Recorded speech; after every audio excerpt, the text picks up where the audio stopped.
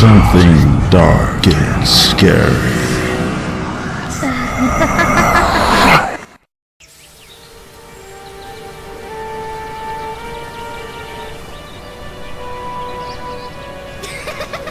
Two girls run in a field of sunflowers chasing butterflies. Rachel Hayes and Mandy Shaffer. The girls both have sandy blonde hair with brown eyes. They're both in white dresses. They giggle and jump as they run. Mandy spins in a circle looking at the clouds as Rachel runs in a circle around her. The sun shines, giving light to the area as the girls play. A yellowish glow from the sun is seen in the little girl's hair as they spin in a circle. Rachel's mom and Heather Shaffer calls for the girls to get ready for Sunday school. Rachel's mother and father, along with Kelly and Kyle Shaffer, stand on the porch too at the Hayes home. Matt waves at the girls and the girls wave back at him. A cool morning wind passes through as birds chirp and leaves rustle. It wasn't always like this. Rachel didn't have many friends as she grew up. Her parents moved a couple of times, making it hard for her to establish a long-term friendship. When she was 7, her father moved the family back home to Mississippi after Rachel's mother became pregnant. Rachel's parents decided to stay in Mississippi. It was closer to family. Like Heather's mother, Carol Flowers. Rachel's parents decided that since things felt right at home and Rachel needed to enjoy her childhood, they bought a house not too far out of town. This made Rachel happy. Rachel was finally happy to find a friend at school. The girl looks almost identical to herself. Both girls have sandy blonde hair, light brown eyes, small freckles on their cheeks, and adorable smiles with cute dimples. Rachel's new friend, Mandy Shaffer, a bright young girl who always spoke her mind, was always polite and entertaining to Rachel. Rachel and Mandy connected instantly. After 2 days, they were having sleepovers. They talked on the phone, hung out around their houses, played outside together, and went to church together. One day at a picnic, Mandy told Rachel that she loved her and that she wants to be her best friend. Rachel replied that she is her sister now and that they're more than friends, they're family. Matt Hayes soon met Mandy's father, Kyle Shaffer. It was a small world after all. The two men knew each other from way back. They went to the same elementary school. Rachel was very happy seeing her dad was friends with Mandy's father. As days passed, the two families became close. Rachel and Mandy were playing hide-and-go-seek in the woods with a few other kids. Rachel hid behind a large oak tree as one of the other girls ran around looking. Rachel turned around and stared up into a dark part of the tree covered in twisted limbs. 3 other trees are mangled into that one tree with vines and branches. The leaves blocked out light from the sun. In the dark of it all, she could almost make out a face. Got you, Rachel! The girl says as she touched Rachel's back. Rachel jumped in fright, then ran after the other girl. In the dark of the leaves, in the shade of the tree, a sinister being emerges. Pale-faced with no features appears from the shadows, with long black tentacles that slide and maneuver from its body. Vines and roots fall from its dark blood-stained tattered suit. Bugs scatter from crevices. The head tilts upward towards the sky, with muscles throughout its body stretching and growing, making popping sound. Dirt falls from its pale skin.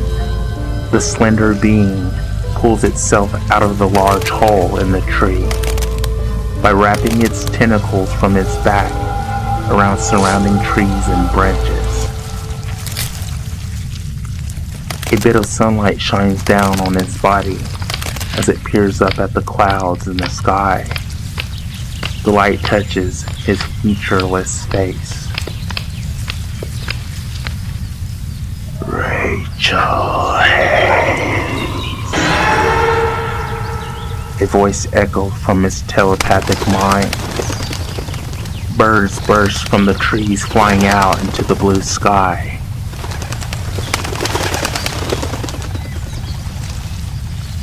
The being then backs into the dark of the brush of the trees and vanishes into the shadows. Miss Shaffer took Mandy and Rachel shopping one afternoon. She took the girls to a family shopping center. Rachel and Mandy ran off into the clothing and the women's clothing department, while Kelly Shaffer looked at dresses. Kelly would call the girls over to tell them to stay close to her and not to wander off. Rachel and Mandy would listen to her, but then go back to playing in the clothing racks on the floor. Mandy hid in a rack filled with coats.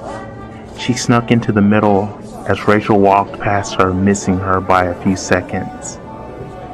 Another little girl standing with her mother looked over and saw Mandy's hiding spot. The little girl giggled, then ran over to where Mandy hid.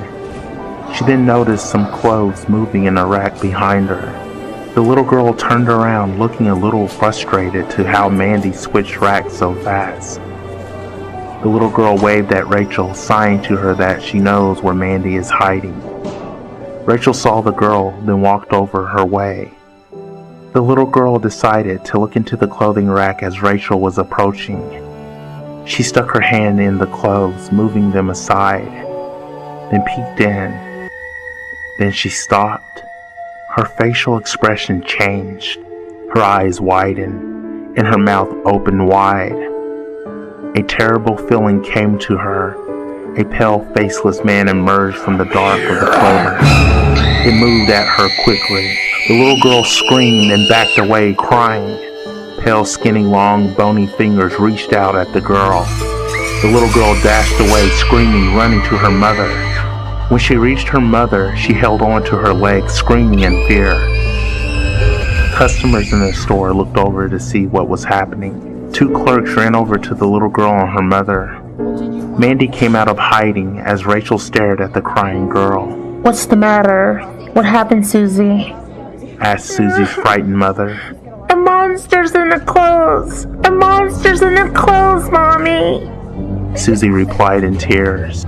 The mother pulled the clothes apart and searched in them, trying to see if someone was hiding in the center of the rack. The department manager helped her. Rachel and Mandy stood by Miss Shaffer as onlookers walked by, curious to what was happening. Miss Shaffer decided it was time to leave. She told the girls it's checkout time. As Miss Shaffer walked away, Mandy and Rachel looked at Susie. Susie held her mother's arm and looked back at Rachel and Mandy with tears in her eyes. Rachel and Mandy felt scared. There was a cookout at the Hayes home. Mandy and Rachel were swimming in the backyard swimming pool. Kelly Shaffer and Mandy's mom was watching the girls. Kyle and Matt were barbecuing. Heather walked outside and looked around, admiring the beauty of the day.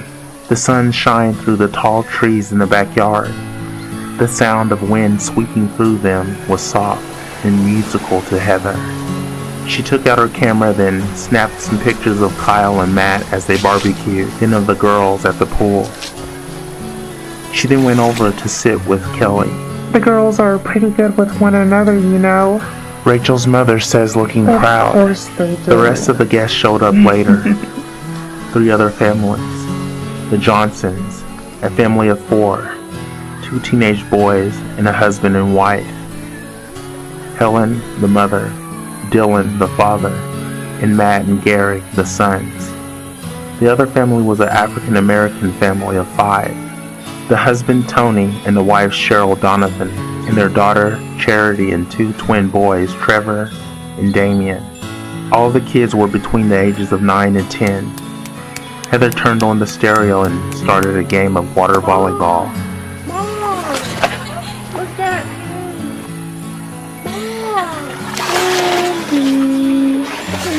The Smith family showed. Brandon and Carrie Smith with their children. Mindy, the youngest. The oldest, Jessica. and Chris, the middle child, joined in on the game of volleyball. Rachel stepped out of the pool and stopped in her tracks. She stared at the house. The trees near the home moved as wind blew through them. The sounds of laughter faded from her ears. She can only hear the wind and the food cooking now. Rachel rubbed her ears, thinking she had water in them. Rachel then noticed something odd about one of the tall, thin trees near the house. It didn't move like the others.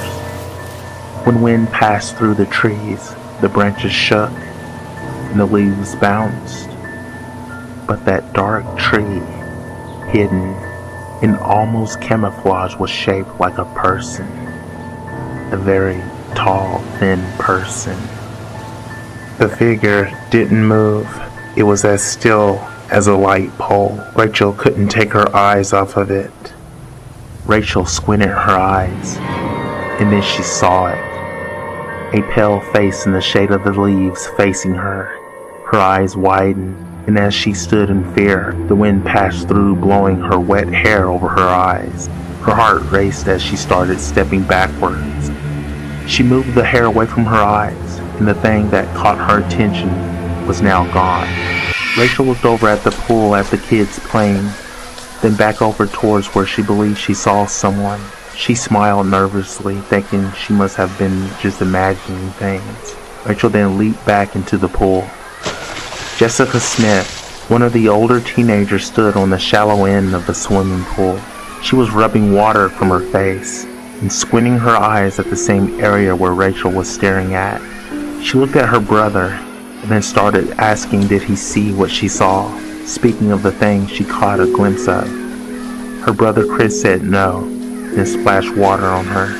Jessica pondered a little, then swam back over to join the game of water volleyball. One night, both the Hayes and Shaffer family went out together on the 4th of July. The girls lighted some black cats, then ran away from them as they went off. The girls clapped their hands and giggled as they watched the fireworks. Kyle and Matt drank beers, while Rachel's mother sat with Kelly Shaffer. Mandy and Rachel ran into the open field laughing as fireworks shot into the dark sky from a place far away. The bright, exploding colors filled the sky. Mandy stopped, then stood in one spot giggling. Rachel ran to her. They both looked up at the different colors blasting in the sky. Mandy took Rachel's hand and they both giggled as they both faced the sky. The colors can be seen reflecting off their eyes as they stare in amazement. The grass and the whole area was lit up with green, red, blue, and yellow. The girls hugged one another and giggled. Kelly was in a conversation with Heather Hayes when she caught a glance of a person approaching the girls in the field. At first, it looked like a tree that was out of place, like it just appeared there, out of nowhere. Then she noticed the shape of the head. It was definitely no tree, and then it moved. The thing was very tall and all black. Since darkness covered the field, it was hard to make out.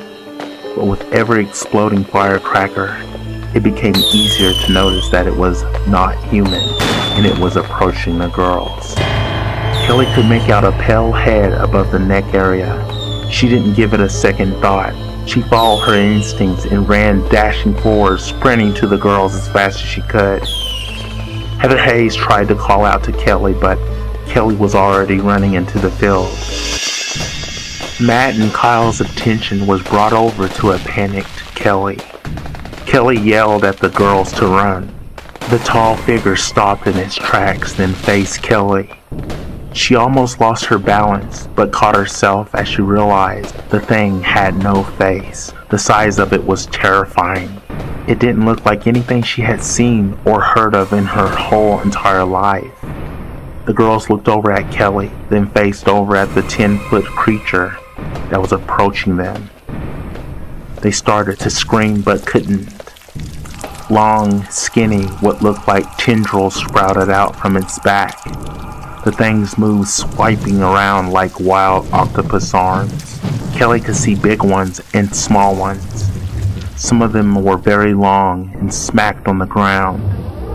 The girls just stared at the tall thing, which almost resembled a tall, slender human male. It stuck its left hand out as it kept walking to them. The girls both smiled at one another, then began walking to it. Both girls had a possessed look in their eyes. Kelly screamed as she was near the girls now. Matt reached into his truck, then opened the glove compartment. He pulled out his gun. Kyle couldn't see what Kelly was screaming about. It was too dark out, and the only lights were the fireworks and the lights from their vehicles. But only the fireworks lit up the part of the area where Kelly was running toward, and it has been 5 minutes since the last firework hit the sky. Just as the sky lit up the field once again, it revealed the tall, faceless creature. Kelly was so frightened she almost turned back, but she couldn't. Her daughter was near that thing. She moved forward. She grabbed the girls, and as soon as she did, they both passed out. Their little bodies dropped to the ground. Kelly tried to wake them up, but she couldn't. Kyle ran into the field, but tripped over a rock, falling hard, hurting his knee. Heather watched her husband take off into the dark field. He told her to call the police. She was scared and didn't know what Kelly saw that made her run off like that, but Heather Hayes did as her husband told her. Kelly stood her ground. She screamed at the creature. The thing made a threatening gesture at her with its tentacles. It grabbed her by her collar, then put its face up close to hers. One of its pale hands covered the whole one side of her head as she struggled to get it off. She kicked at it, but it was no use. She then saw her face reflected off its pale, white-skinned, faceless face. It didn't look like her. It was evil. She looked wicked. Her eyes were white. The tall creature stabbed her with one finger. She tried to scream out, but her mouth wouldn't open. The creature looked over, seeing Matt coming his way. It dropped Kelly, then vanished, turning away into the dark of the field. Matt saw Kelly's body fall to the ground. For a moment, he could have sworn her feet were off the ground, and she was floating in mid-air. He made his way over with his gun drawn. He went over to his daughter. She sat up and rubbed her eyes. Rachel looked confused and tired. Daddy, what happened? Rachel said with a yawn. Matt picked her up, then examined her for wounds. Kyle limped over from behind him, calling out for his daughter and wife. Mandy woke up, then called out for her mother. Mom! Kelly lay on her back, shaking uncontrollably. Her eyes rolled up in her head, and she was dripping with sweat. Mandy screams. The families didn't know what had happened. Kelly was rushed into a hospital and went into a coma soon after. 5 hours later, the doctor told the two families that he ran tests on her and couldn't find out what made her have seizures before she was brought in. Kyle felt maybe it was the different lights from the fireworks, but he did remember hearing her screaming and seeing her running in panic after the girls. She seemed to have seen something, but what? Matt thought to himself. The cut to her torso was also a question. How did she get wounded? No answers, just guesses. Matt waited at the hospital with Kyle. The girls went home with Heather Hayes. Matt didn't know how to bring up how he saw Kyle's wife floating in midair. He fought with the image in his mind, not sure if he was just seeing things or if it was real, but the image haunted his thoughts. A week went by, and Kelly was still in a coma. Kyle had to work, so Heather took care of Mandy, and sometimes Mandy would just stay with the Hayes family most of the time. Heather was now 3 months into her pregnancy. Jessica Smith, the daughter of Brandon and Kelly Smith, would stop by to help Heather out with the kids and housework. Jessica, a beautiful brunette teenage girl, enjoyed spending time at the Hayes house. She didn't mind taking care of Mandy and Rachel. Babysitting wasn't hard.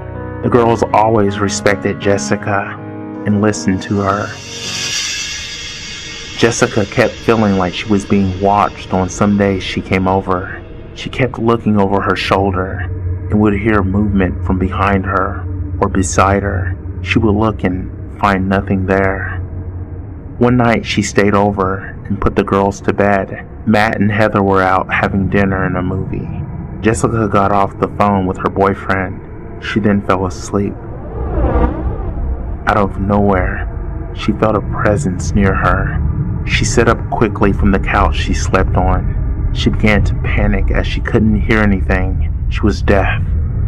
She clapped her hands together and heard no sound. She then caught a glimpse of a figure standing in the hallway facing her. The figure was the size of Rachel and Mandy, but it wasn't in the shape of a young girl. It looked like a young, bald boy. The figure walked slowly towards her. Jessica asked the boy who he was and became more frightened as she couldn't hear the words from her own mouth. The boy began to grow taller, thinner with each step he took. The sounds of bones popping and breaking echoed. It was the only sound she could hear. The now full-grown figure emerged from the hall with his head nearly touching the ceiling. One of his pale hands touched the outside corner of the hall wall. Its pale, bony fingers pressed into the wall as its faceless face inched out the shadows of the darkened hallway. Jessica fell on the floor and screamed. Rachel shook Jessica as she lay on the couch crying and trembling. Jessica woke up in tears. She got up off the couch, finding Mandy and Rachel staring up at her. The two little girls in their nightgowns turned to one another, looking wide-eyed. Jessica's heart raced in her chest as she knelt over trying to catch her breath. She then realized it was just a nightmare. Jessica, not wanting to frighten the girls, kept the nightmare to herself.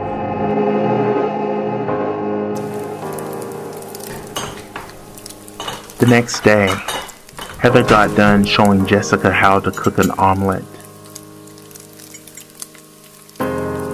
She was different from her mother. She seemed to connect with her more. The Hayes family was like a second home away from home. She never brought up the weird things she'd been experiencing or the nightmares she had.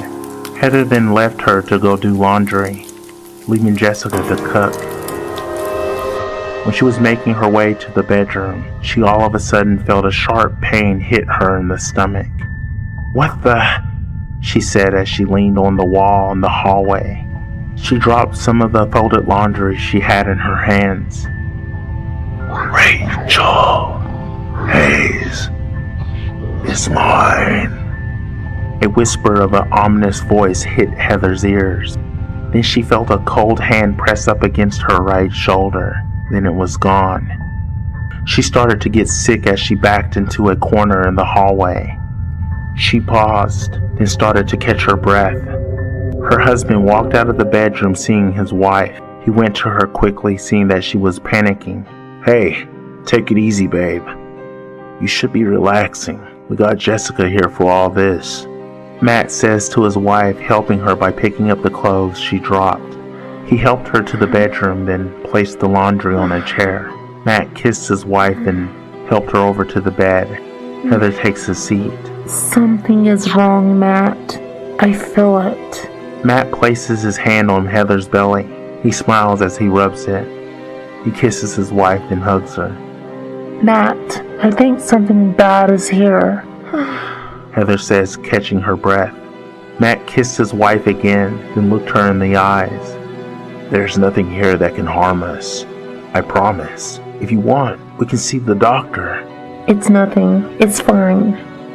Heather looked at the wall behind Matt. She could have sworn she saw a shadow move away. She looked back at her husband and nodded her head. Okay, I guess I'm just a little bit worried, she says, trying to forget her dark encounter. Mandy and Rachel are playing outside in the front yard. They stop playing as a black car with tinted windows pulls up to the Hayes driveway.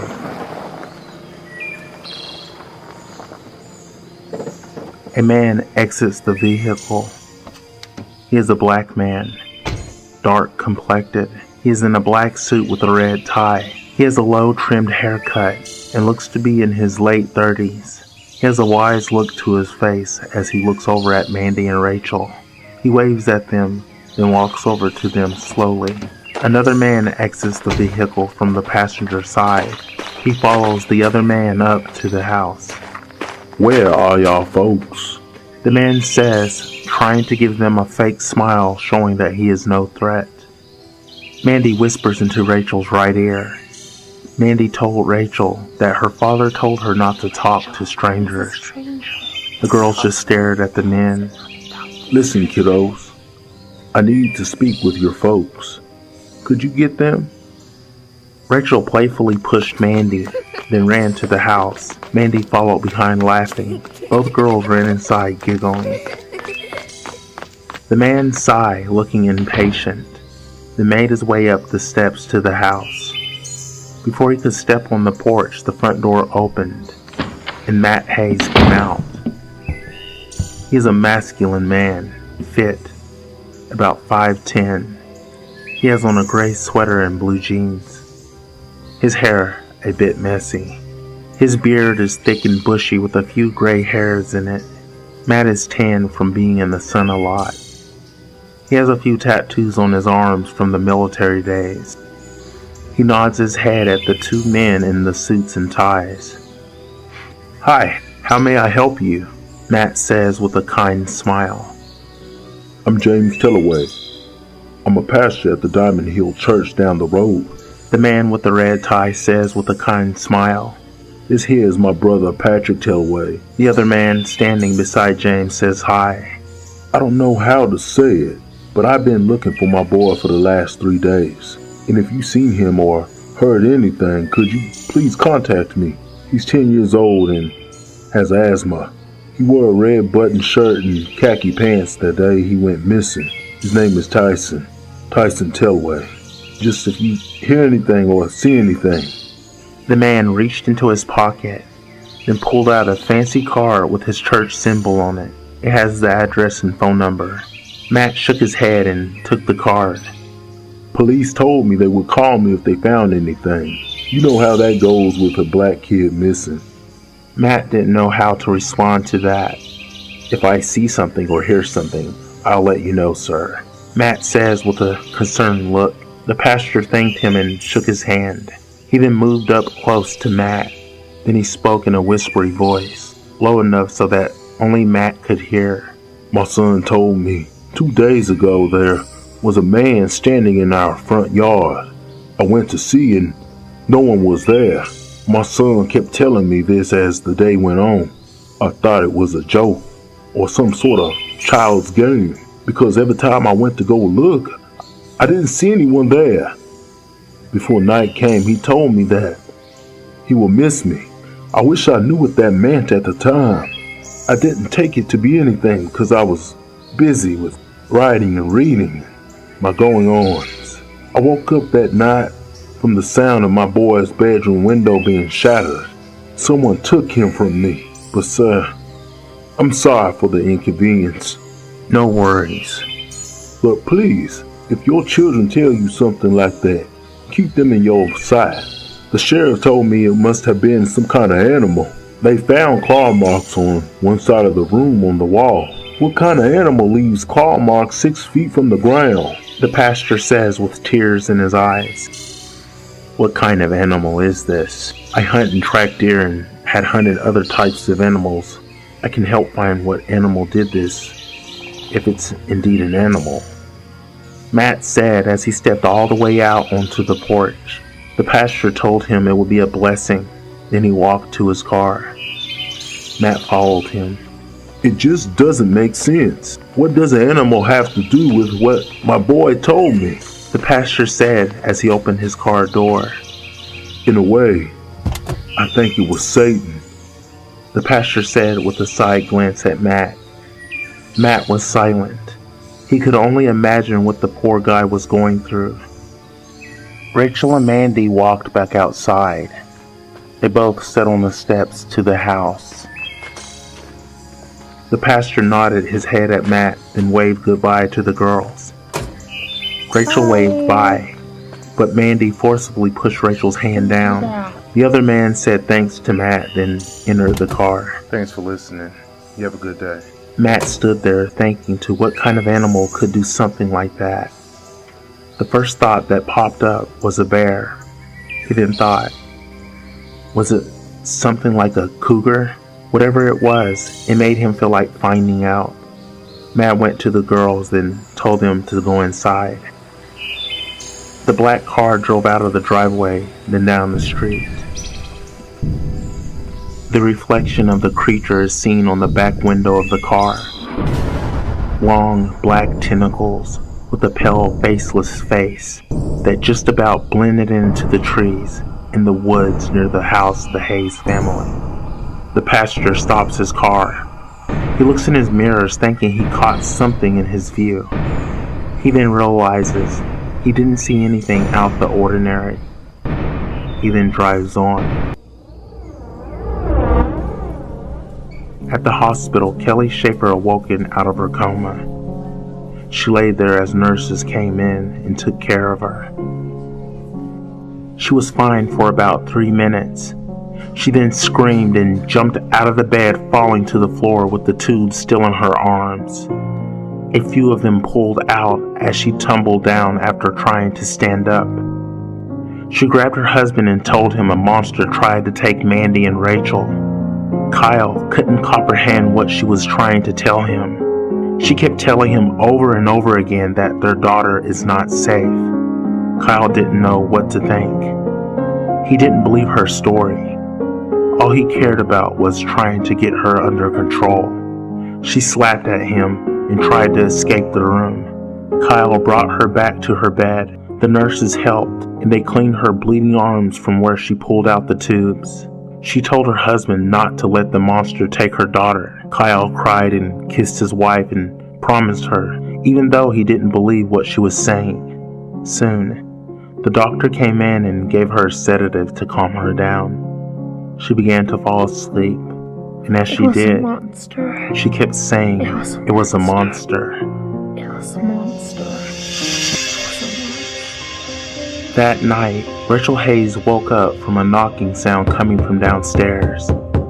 She jumped up and slowly pushed open her bedroom door. She snuck downstairs, then hid behind the living room couch. 2 police officers stood at the door as Matt Hayes answered it. Her father was in his boxers with a gray t-shirt. He was holding the remote control from the television from his bedroom. Heather came downstairs, dressed in a dark purple robe with white house shoes. They were informed about 3 missing children in the area and were told that a wild animal may be in the area also. They were told to keep the kids from playing outside and told to keep an eye out of their surroundings. Rachel got scared and started to worry about Mandy. Rachel knew if she told her parents to take her to check on Mandy, they would say no. It was now 3 a.m. in the morning. Rachel put on some clothes over her nightgown and put on some shoes. She then snuck out into the night. She got her bike from the side of the house. She was always too afraid of riding it because she always fell. Her dad tried to teach her how to ride, but she couldn't keep her balance. She didn't care this time. She was more afraid of losing Mandy than getting hurt from falling off her bike. Rachel got on her bike, then rolled the bike forward and put both feet on the pedals. She ran into a bush, then fell into the grass. She got back up and dragged the bike out onto the street. She got on it again, then started pedaling, trying to keep her balance. She started crying as she did. The bike went forward. She went down the dirt road from her house. She was now scared that she may fall off or hit something, but she remembered how her father showed her how to control the bike. She moved her legs fast and her feet heavy on the pedals. She made a fast turn off the dirt road to a street, then made her way towards Mandy's place. The street was long, and tall trees towered over the street. Rachel moved her little legs fast, forcing the bike to its full speed. When Rachel got to the house, she didn't remember how to stop the bike until she almost ran into Kyle's truck in the driveway. In the last 5 seconds of thought, it came to her. The brakes are in the handles. She stopped the bike and it slid to a stop, and she barely hit Kyle's truck. Rachel got off the bike, letting it drop to the ground, feeling overwhelmed and shaky. She tried to catch her breath. Then she ran to the house. She ran to the porch, then around the house to Mandy's bedroom window. Rachel knocked on the glass, then waited. She knocked again. Mandy removed her sheets, then looked over, seeing Rachel's face at her window through the open blinds. She smiled when she saw Rachel. Mandy yawned and crawled out of bed. She opened her window. Rachel took Mandy's hand as Mandy helped her inside. Rachel hugged Mandy, then told her she's sleeping over tonight to keep her safe from the animal the police told her parents about. Mandy yawned and kissed Rachel's cheek. Mandy climbed back into bed. Then Rachel took off her shoes and coat, then got in bed with Mandy. Rachel? Mandy says as she makes herself comfortable in bed. Yes. Rachel responded back. Thank you for protecting me. Mandy says, closing her eyes. You're welcome. Rachel responds with a smile.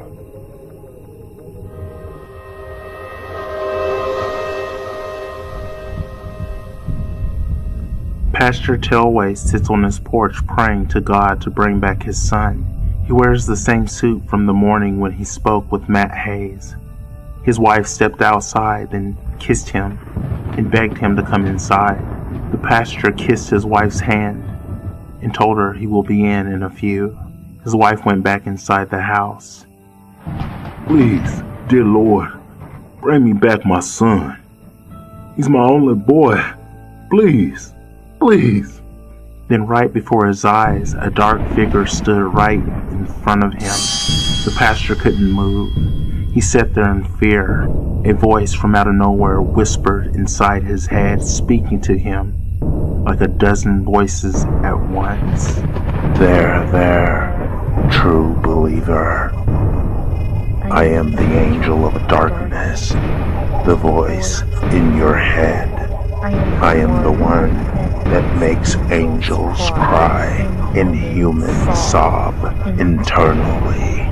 You, just like your son, will be missed. The pastor stood up and closed his eyes.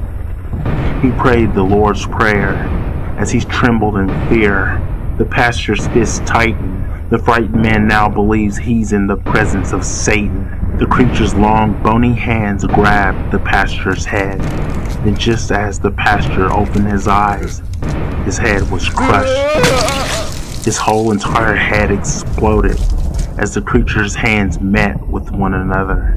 The creature picked up the now deceased man's arm, then rubbed his bony fingers down the sleeve of the suit. The creature then held the red tie in his hand and caressed it. The pastor's blood stained the suit and dripped off into the front yard. A moment later, the front door to the house then opened. The pastor's wife stood there looking out, wondering what she just heard. The body was gone. Nothing was there like it was a few seconds ago. She walked out, then called for her husband. She then noticed that his car is still in the driveway. She stood there calling out to him, but never got an answer back. Then a horrible feeling came over her that something horrible has happened. Mandy and Rachel woke up to the sound of snapping fingers. Rachel rubbed her eyes, then yawned. She then saw her father standing over her, looking disgruntled. Matt Hayes had sweat dripping from his forehead. He looked to be out of breath. He had the look of fear and happiness in his face all at the same time. Kyle stood in the doorway behind him. You had me and your mother worried, Rachel. You just don't sneak out like this. You can't do that. Matt was cut off by Rachel telling him that she heard what the police told them and she wanted to make sure Mandy was safe. Matt leaned down and brushed her hair from her face, then took a breath. Don't do it again. You let me know firsthand. Me and your mother, okay? Matt says before kissing Rachel's forehead and hugging her. Rachel shook her head. Mandy also shook her head, feeling like she was being spoken to as well. Kyle sighed to Matt to speak with him in the hall. Before Matt left the room, he gave Rachel a look, the look of a father who doesn't want to have to repeat himself again. Rachel nodded her head at him, and he left the room. Kyle looked very sad. He told Matt that his wife had fell back into a coma last night. The doctors told him that she somehow had a heart attack before she went unconscious. Kyle's eyes started to tear up. Then Matt placed his hand on his shoulder. I don't know what to tell Mandy. I've been going to see her mother every day, and it seems like I'm falling apart here, man. I have no clue what to do. I can't tell Mandy that her mother is. I don't know what happened, and I wish I knew. Kyle says as he turned away, trying to hide his tears from Matt. Let's take our minds off this and go camping. Go fishing. We can fish like the good old days. Remember when we were boys? That's what made us happy. Trying to catch the biggest fish. You know what, Matt? You might have something. Kyle looks at Matt, rubbing his eyes. He nods his head. I know a small lake in the woods that would be perfect for us and the girls. Just for the day. We can go home in the morning, Matt says to Kyle as he patted him on the shoulder. Kyle wanted to be with his wife and take care of her, but there was nothing he could do for her but wait for her to wake. He figured Matt was right, that he needed something to put his mind at ease. Maybe Matt's idea was good for him. Fishing was something he loved doing, but still, he didn't want to tell his daughter about her mother's condition, so he agreed with Matt to take the girls camping. Kyle promised himself he will tell Mandy about her mother's condition when they got back home from camping. Kyle said he would stop by the fishing store on his way to the camping site they planned to meet at. He told Matt he would get the bait and not to worry about paying him back for it. Matt took his daughter out for breakfast. After that, he used the payphone at the diner to call his wife to let her know about the camping trip. She did not approve of it, especially after what the officers told them last night. But she trusted her husband enough with protecting the girls and his friend. Matt wouldn't go camping without his firearms, knowing about the danger that could be. Matt is a very good shot and a great hunter, but still, she told Matt no twice, fearing the worst to come. He wanted to take them out for fun and to enjoy nature as it is, but he also had a hidden agenda. He wanted to know what was out there. In a way, he felt like they wouldn't ever come near the creature the pastor warned him about. His curiosity plagued his mind with uncontrollable wonder. Heather gave in after Matt told her about what Kyle was going through. He convinced her, saying that he will bring 2 weapons, a rifle and a pistol, just in case something bad happens. He hinted to her that there's nothing to worry about and to think only positive. Matt drove back home and picked up some camping gear and fishing equipment.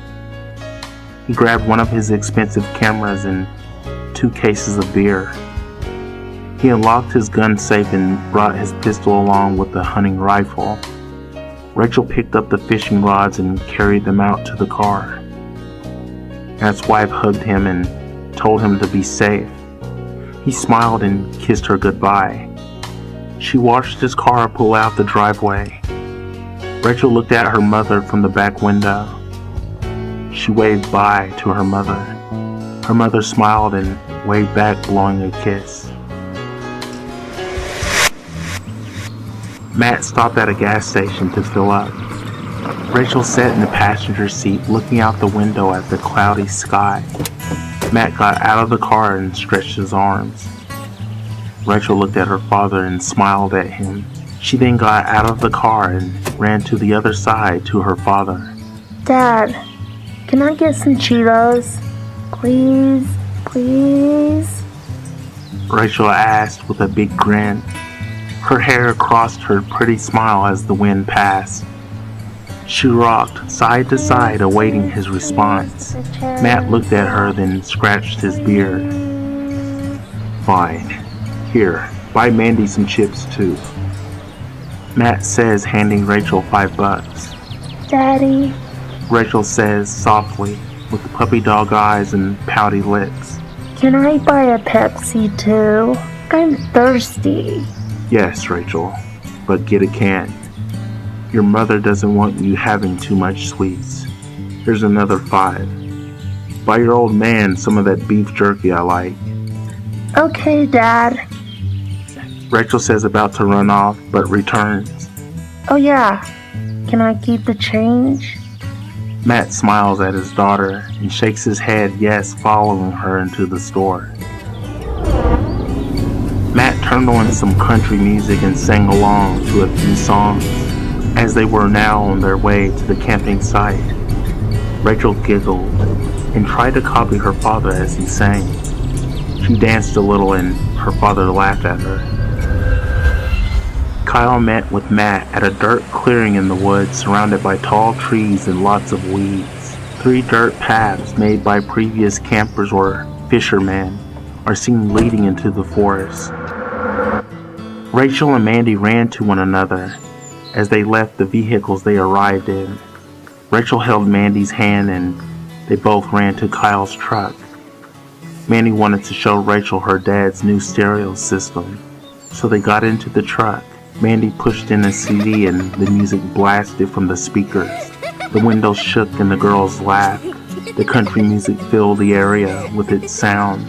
Kyle reached in and turned it down, then told the girls to come on. Kyle led the way, pulling a small gray wagon filled with their fishing equipment and bait, along with a few things from Matt Hayes.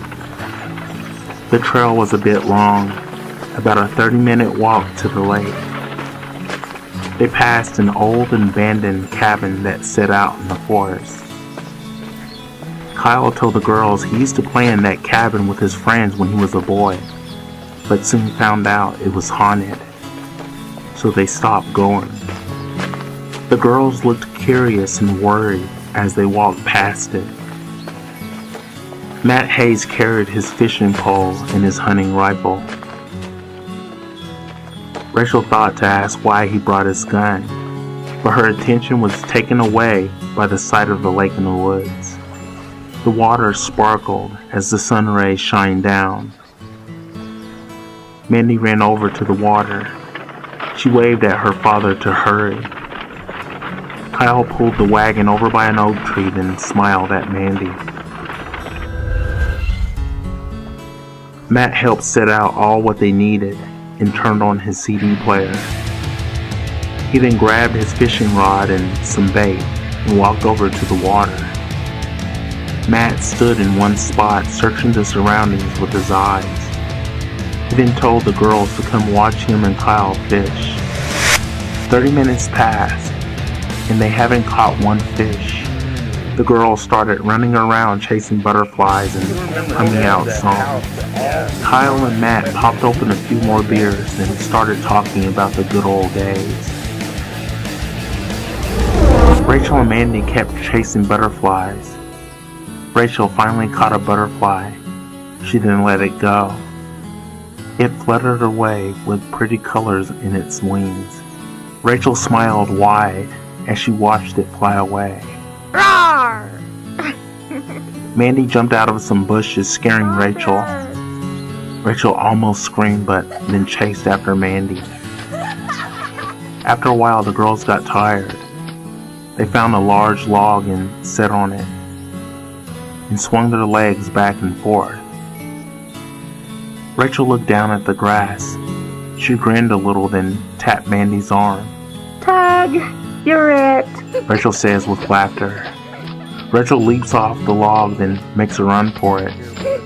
Mandy jumped off also, then chased Rachel around the tents, then by Kyle and Matt. Mandy tagged Rachel as she ran to her dad. Rachel screamed, they ran after Mandy. Matt yelled at the girls to stay close by. The girls both laughed, saying, "Okay." Okay. Kyle handed Matt a beer and thanked him for helping his family out. Rachel ran into the woods, then hid behind a large oak tree. She heard Mandy coming after her. Then, the sound of her feet stepping on the dry leaves on the ground stopped. Rachel turned around to see Mandy standing, staring at some trees. Rachel ran over too, then shoved Mandy. Mandy jumped a little, then she turned to face Rachel and rubbed her eyes. Mandy looked worried. Then she smiled nervously. Rachel was giggling and asked what she was looking at. What's going on? Mandy looked at the ground as if trying to retrieve a thought. Mandy then slapped Rachel's left arm. Tag, you're it. Mandy ran into the woods on the right of Rachel. Rachel chased after her, trying to tag her back. Mandy stopped in a small clearing as something caught her attention once again. Rachel caught up to her, then was about to tag her back, but she didn't. Mandy's facial expression changed. She looked frightened. What are you doing? Rachel giggled, thinking Mandy was fooling around with her. Rachel, there is a tall man in the woods. I'm scared. I saw him earlier, but I forgot. Mandy, what are you talking about? I don't know how I forgot. Rachel, it's here. Mandy says with a low tone in her voice.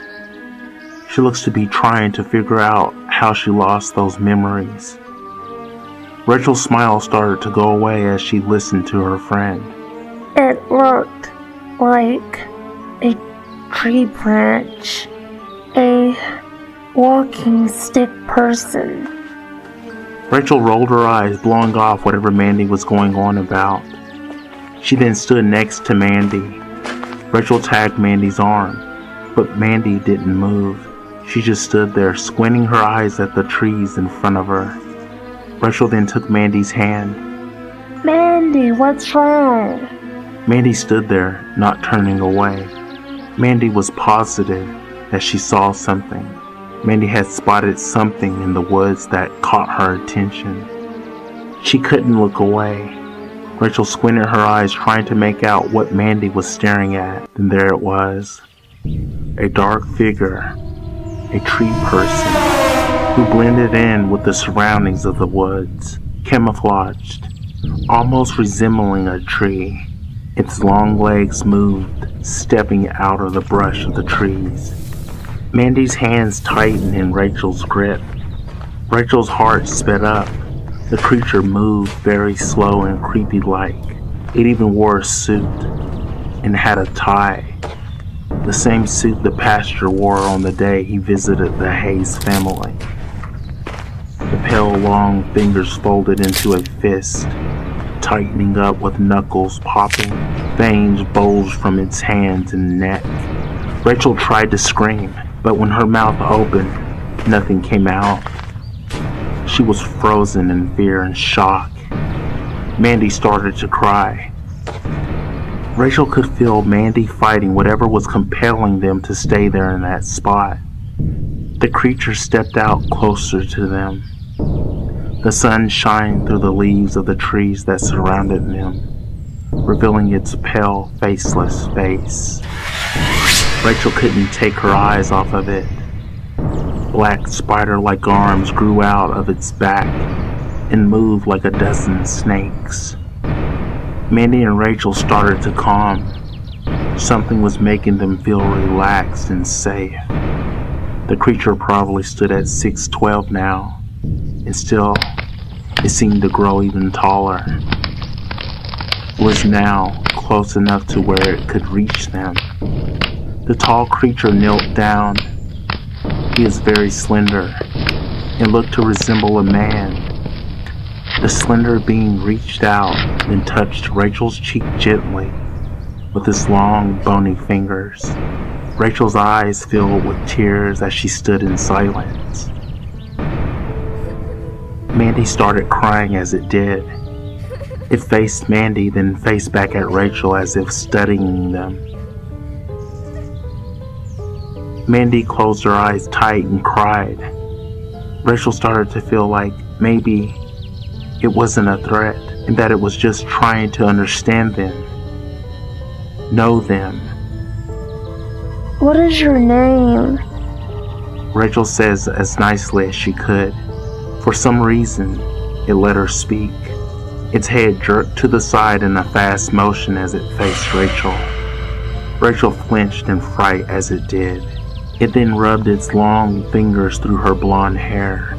Rachel waited for a response, but one never came. Rachel began to cry, fearing for the worst. The pale, empty face just faced her as it gently ran its fingers through her hair. Rachel! Mandy! The voice of Rachel's father is heard calling for them. The slender creature snatched up both girls with its tentacles, then darted through the woods. Its snake-like limbs moves its body through the brush away from Rachel's father. Its feet float off the ground as it did. It moved so fast it was impossible to catch up to. Both of the girls were swung around through the air as they were pulled along, their little bodies smacking into branches and hitting the ground. The tentacles yanked them and tossed them around like rag dolls. Then there was a gunshot.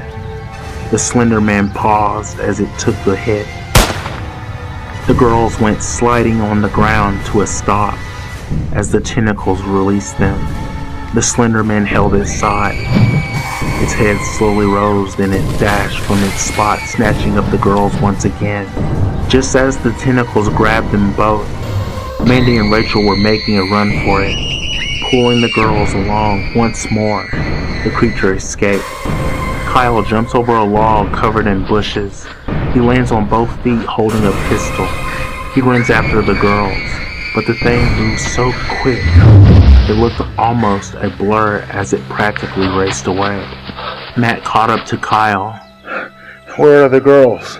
A slender creature took them. It ran, or glided that way. I shot it. Let's go now! Kyle yells out just before taking off.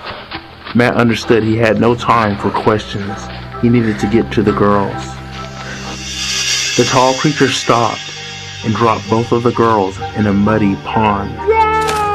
Mandy cried out for her father as Rachel wiped the mud from her face.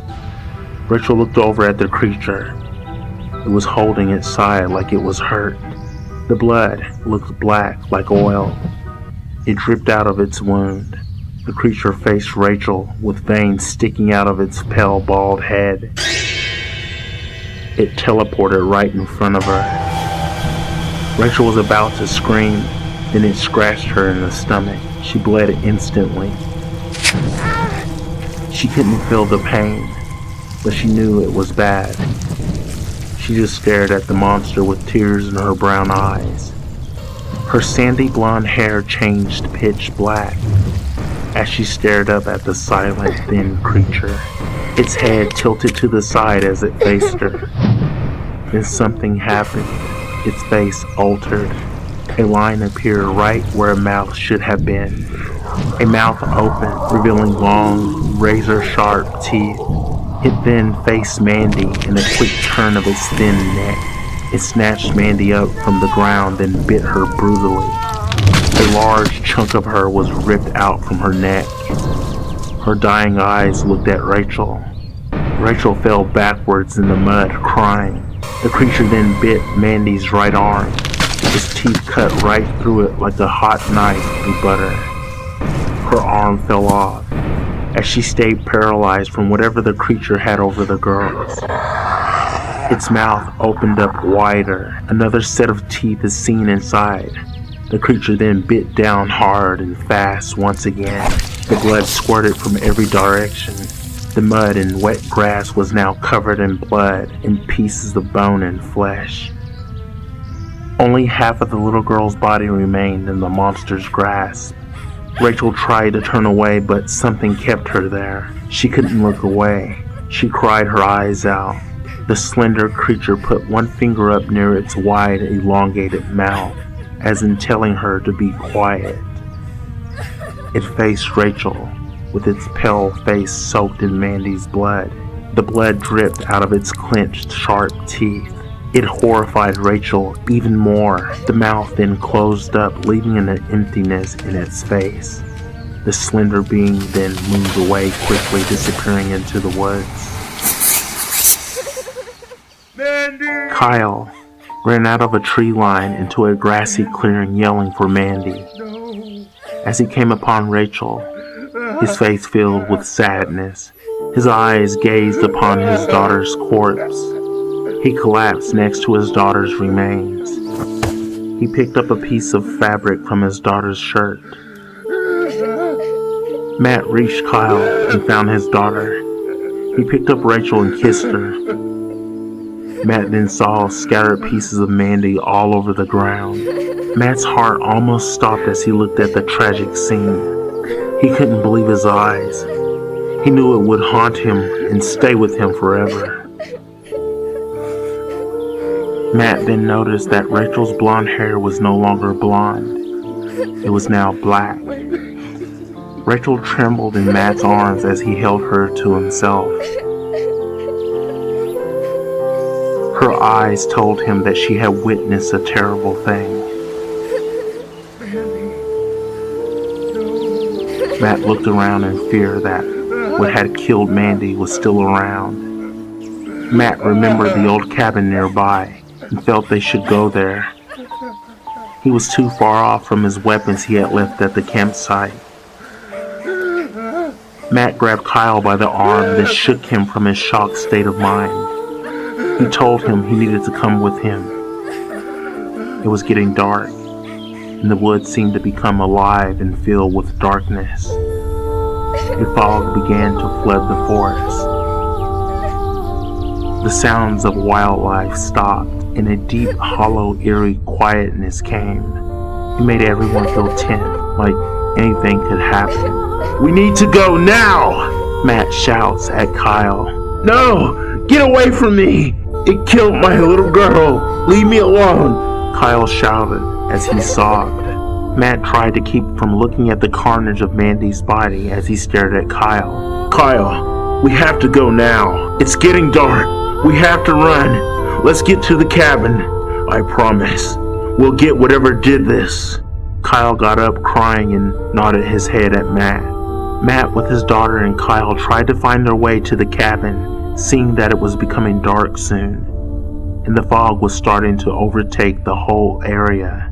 Matt led the way through the woods. They found the old cabin. Matt knocked first before pushing the cabin door wide open. As his daughter and Kyle rushed into the cabin, Matt turned around, seeing the fog clouding up the ground quickly. Matt slammed the door shut after stepping inside, then leaned against it. There was a sliding lock and a deadbolt with rust. Matt locked the door and stepped away, listening, hoping that the creature wouldn't come. Matt then noticed Rachel's stomach bleeding. A red spot stained the front of her shirt. It was spreading and soaking through her shirt. Matt runs over to her, then lifts up her shirt to see how bad the wound is. Matt rips off the sleeves of the shirt, then wraps Rachel's wounds with it. Rachel doesn't even squirm around. She doesn't even seem to feel the pain. As her father finished tightening the sleeves up around her, Rachel seemed to be okay. Matt kissed her forehead, then her hands, and told her to stay put. Rachel was staring off with teary eyes. Kyle sits in a corner of the room with his knees to his chest and his back to a wall. He is sobbing and rambling to himself. Matt looked at Kyle and was about to ask what happened to Mandy. Kyle just looked at Matt with anger. Matt stood up then, made sure everything was locked up. He checked the two windows and then the door again. Matt then sat down by his daughter. Kyle kept staring over at Rachel. Since the girls resembled one another so much, he would imagine Rachel was Mandy, his beloved daughter, and she was alive. He then knew in his heart that Rachel was just Rachel and not Mandy.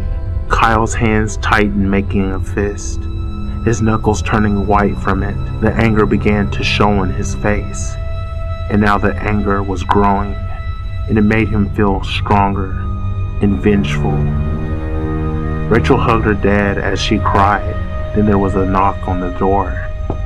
They all stared over at the front door all at once. The knock is heard again. The fear rushed through their bodies as they sat in shock. Then, a familiar voice was heard. Daddy, open the door. Slender Man is my friend. He wants to play with you. He wants to play with you all.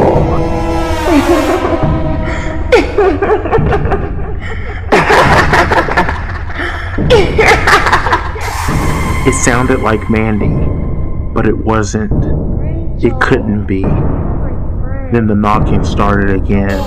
Kyle looked at Matt, then stood up with his gun ready to fire. He couldn't take it anymore. Daddy. Daddy, I miss you. I love you, Daddy. Kyle starts to slip. He really starts to believe his daughter is out there. Rachel is so afraid. She holds on to Matt tightly. Out here, I'm scared. Please open the door. I'm scared, Daddy. I miss you. Dad. Dad. That's my baby. That's my little girl. That's my girl. Matt saw what Kyle was thinking and yelled at him not to do it. Kyle, don't do it. Shut up! It wants us to open the door! Don't! Kyle ran to the door, then unlocked it and pulled the door open, smacking it into the wall. Give me back my daughter! Kyle yelled as he began to aim his gun out the door. Then something black and slithery shot into the cabin, snatching his body, bending his spine, causing a loud snap sound to echo out from his flesh. The tentacle pulled Kyle out so fast it didn't even look real. His body had snapped in half, bending his torso. Matt rushed over to the door quickly to shut it, but as soon as he reached the door, he stopped in his tracks. The feel of dread and death pressed on his conscience, almost making him collapse. The Slender Man stood outside the door. It poked its head downward like he was looking right at Matt, sizing him up. The pale, smoothless, faceless face slowly tilted to one side. Matt fought with everything he had to shut the door, but the creature wouldn't allow it. Matt could feel him searching his mind, controlling him. He even felt his blood heating up under his skin. His eyes began to hurt, and his nose bled. His teeth clenched together, and he felt his chest vibrating. Dad! Rachel called out to her father. When she did, he snapped out of it and slammed the door shut. Dad.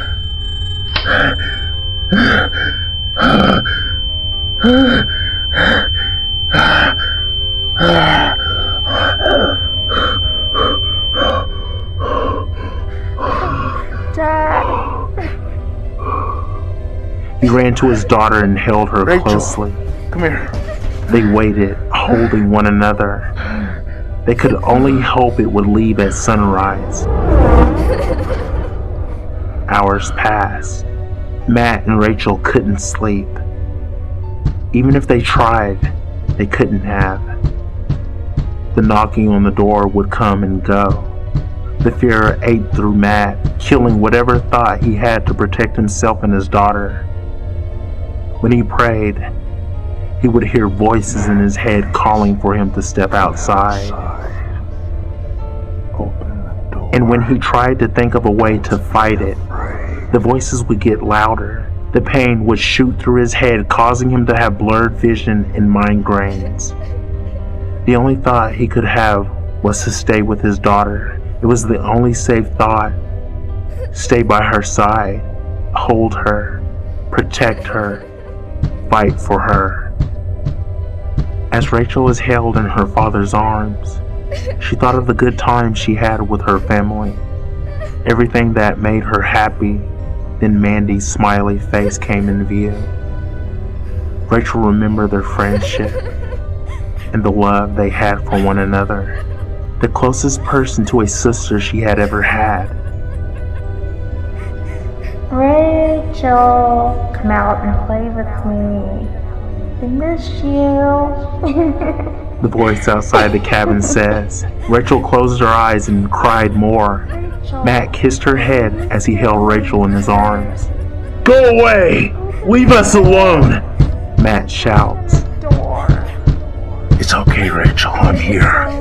Don't listen to it. I'm here. Don't listen to it. Just close your eyes. Open the door. Just close your eyes.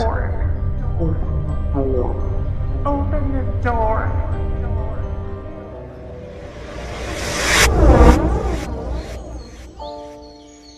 The sunlight lit the cabin up as it shined through the windows of the front room. Wake up, Rachel. We have to get out of here, said Matt as he shook his daughter. Rachel opened her eyes, feeling like she was in an endless nightmare. Matt told Rachel to wait inside. She said nothing and nodded her head and wiped her eyes. Matt wished to God he had his guns to protect him and his daughter. Matt undid the locks, then peeked out the door. As soon as he opened the door, he looked around, scanning the area, trying to make sure it was safe for him and his daughter to leave. As soon as he saw it was safe, he ran back inside the cabin, grabbed Rachel, picked her up, and rushed out the cabin door. He didn't care about retrieving his fishing equipment or his guns, or even think about going back for it. All he wanted to do is get his daughter out of there. Matt carried Rachel in his arms. As Matt ran, Rachel could see over his shoulder, near the brush of the trees, right next to the cabin. The Slender Man stood, not moving, not breathing, just watching.